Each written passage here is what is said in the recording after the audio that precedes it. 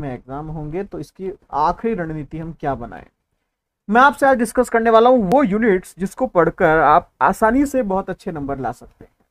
आसानी से मतलब ये नहीं है कि हम बिना पढ़े चले जाएं तो नंबर आ जाएंगे। आसानी से मतलब जिनके द्वारा आप मैक्सिमम नंबर लाने की कोशिश कर सकते हैं, जिनके द्वारा आपकी रैंकिंग में थोड़ा सा सुधार हो सकता है।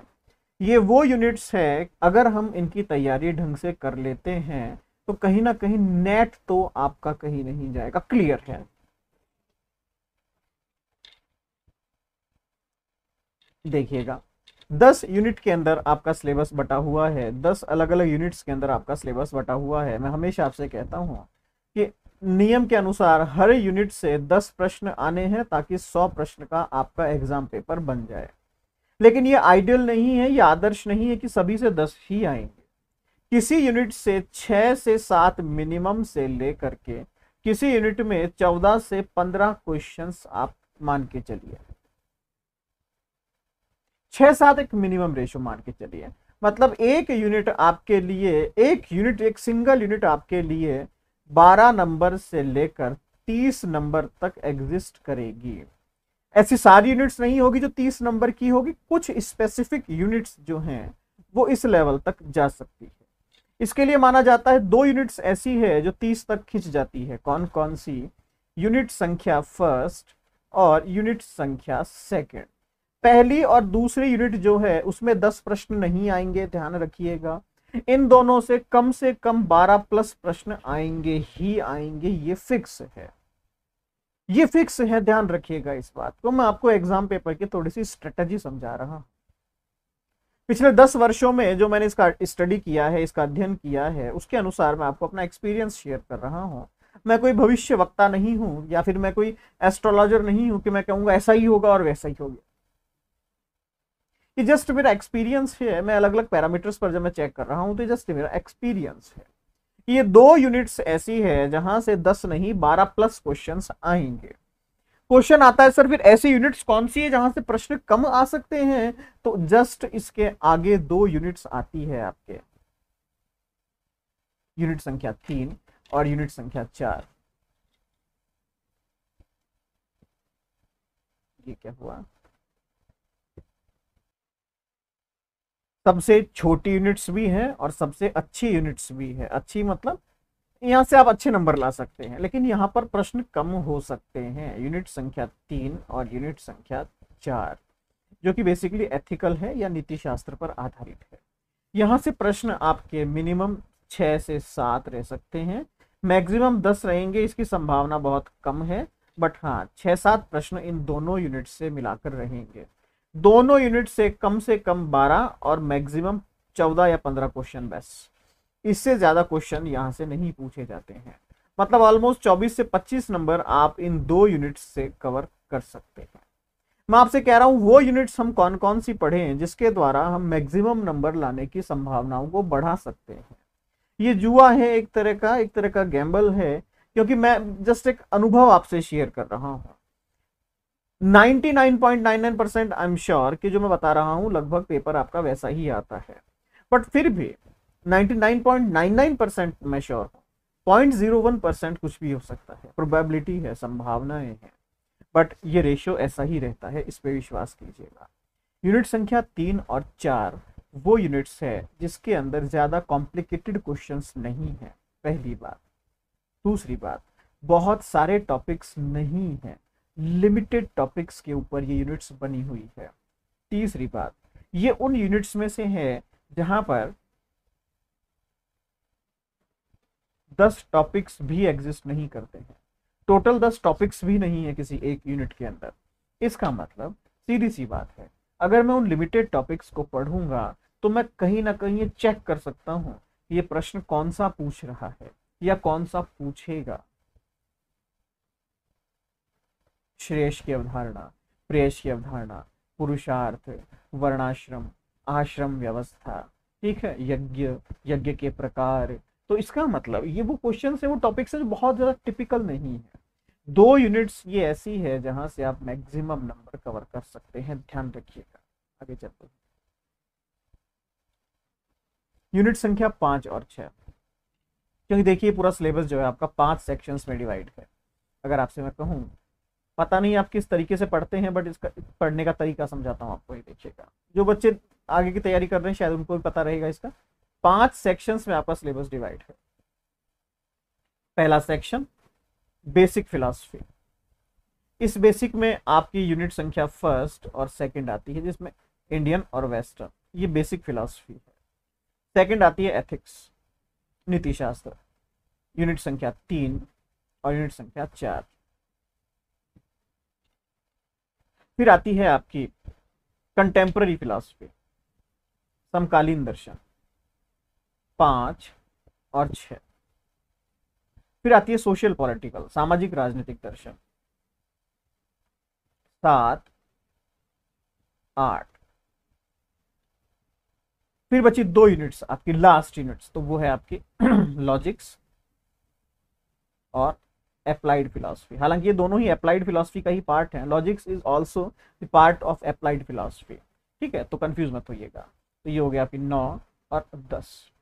अब इसमें जो पहला वाला है वो इंडियन है, Indian basic philosophy, Indian ethics philosophy, Indian contemporary, Indian social political. Second जो है वेस्टर्न है, western basic philosophy, western ethics, western contemporary philosophy, western social political philosophy, ठीक है। तो ये इस तरीके से ही डिवाइडेड है, इसी तरीके से ये बटा हुआ है। एथिक्स वो सेक्शन है जो आपको ज्यादा नंबर दिला सकता है, ध्यान रखिएगा। इसके अलावा कंटेम्पररी के अंदर यूनिट संख्या 5 इंडियन कंटेम्पररी, भारतीय समकालीन दर्शन, ये आपके लिए गेम चेंजर हो सकता है। इसके अलावा यूनिट संख्या 7 और 8 ये बहुत महत्वपूर्ण है आपके लिए, ये बहुत महत्वपूर्ण है आपके लिए। यहां पर भी क्वेश्चंस ज्यादा घूमते नहीं हैं। अंत में बचती है यूनिट संख्या 10 जो आपके लिए बोनस है। अगर मैं इसको और थोड़ा फाइन कर दूं तो देखिएगा, basic philosophy, ethics, contemporary philosophy, social political philosophy और अप्लाइड फिलॉसफी, अनुपयुक्त जिसे हम कहते हैं। बेसिक फिलॉसफी दोनों को मिलाकर ऑलमोस्ट 25 के आसपास मैक्सिमम क्वेश्चंस पूछे जा सकते हैं। एथिक्स के अंदर दोनों को अगर मैं मिला दूं तो 14 से 15 क्वेश्चन आप इसके मान सकते हैं। कंटेम्पररी फिलॉसफी को मैं मिला दूं तो सेम रेशियो मान लीजिए, 16 से 18 क्वेश्चंस यहां से पूछे जा सकते हैं इन दोनों से आपके। सोशल पॉलिटिकल को मैं मिला दूं तो ऑलमोस्ट 14 से लेकर 20, यहां पर वेरिएशन बहुत है। और अप्लाइड फिलॉसफी की मैं बात करूं तो अप्लाइड फिलॉसफी के अंदर भी बहुत ज्यादा वेरिएशन है, यहां पर 14 से लेकर के ऑलमोस्ट 25 तक का वेरिएशन देखने को मिलता है, ठीक है। तो प्लस माइनस 5 मान के चलिएगा, प्लस मतलब ये टोटल जो मैंने जोड़ा है इसमें किसी यूनिट के अंदर 5 क्वेश्चन ज्यादा या 5 कम का एक आइडल रेशो, मतलब बेसिक के अंदर कई बार क्या होता है कि 20 क्वेश्चन ही पूछ लिए जाते हैं, तो यहां पर ये वेरिएशन हमें देखने को मिलता है। इसके अलावा अगर मैं बात करूं, मैं वेरिएशन की बात क्यों कर रहा हूं आपसे, क्योंकि आइडल नहीं है, पहली बात तो एक आदर्श नहीं है। दूसरी बात, अगर मैं मैक्सिमम वाले क्राइटेरिया को जोड़ता हूं तो क्वेश्चंस आपके 100 प्लस ऑलमोस्ट 103 104 के आसपास बन रहे हैं। अगर मैं मिनिमम वाले एरिया को जोड़ रहा हूं तो क्वेश्चंस आपके 85 के आसपास 90 के आसपास बन रहे हैं। इसका मतलब 5 से 10 क्वेश्चंस का वेरिएशन इन सभी के अंदर अभी भी है, जो फिक्स नहीं है, जो कहां से आ सकता है पता नहीं। फिर अपने टॉपिक पर आते हैं, हमें क्या क्या पढ़ना है। एथिक्स आपके लिए सबसे इंपॉर्टेंट है।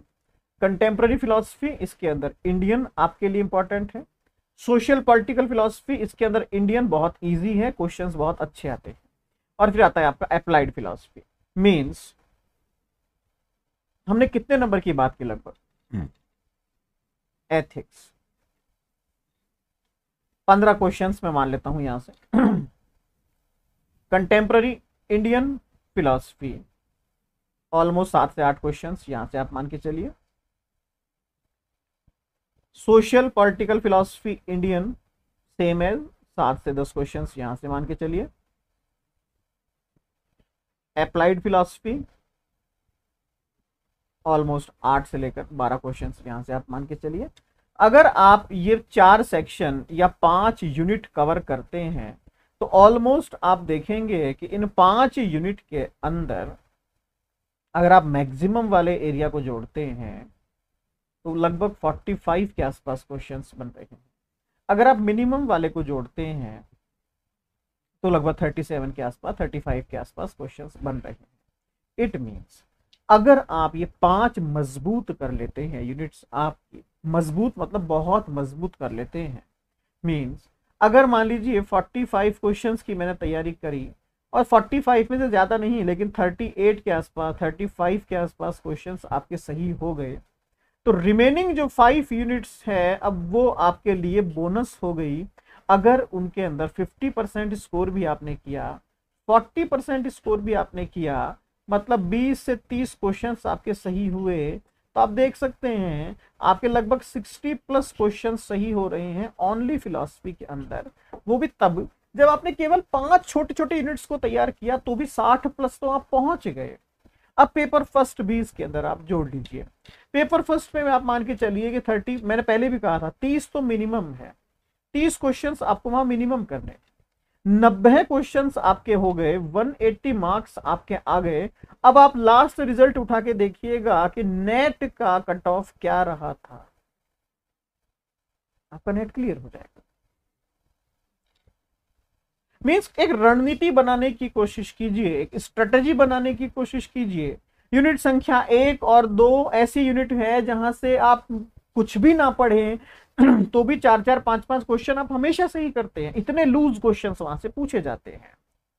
चारवाक दर्शन की फिलॉसफी क्या थी, इनमें से नास्तिक दर्शन कौन है, कौन ईश्वर को नहीं मानता, किसने कहा प्रत्यक्षम किम प्रमाणम, अनेकांतवाद किसका सिद्धांत है, 4 आर्य सत्य किसका सिद्धांत है, पिटक किस दर्शन के ग्रंथों को पिटक कहा जाता है, इनमें से किसने मोक्ष को कैवल्य कहा, वेदांत का सबसे बड़े फॉलोवर कौन थे, मीमांसा के सबसे बड़े फॉलोवर कौन थे, शून्यवाद किसका सिद्धांत था। ये ऐसे हजारों क्वेश्चंस हैं जो हमेशा पूछे जाते हैं और इतने इजी क्वेश्चंस होते हैं ये कि आपको दिक्कत नहीं आएगी। अनुभववादी कौन है, बुद्धिवादी कौन है, कांट की अवधारणा क्या थी, प्लेटो क्या कहता है, सुकरात का सिद्धांत क्या था, पाइथागोरस क्या कहते हैं, पार्मेनाइड्स क्या थे।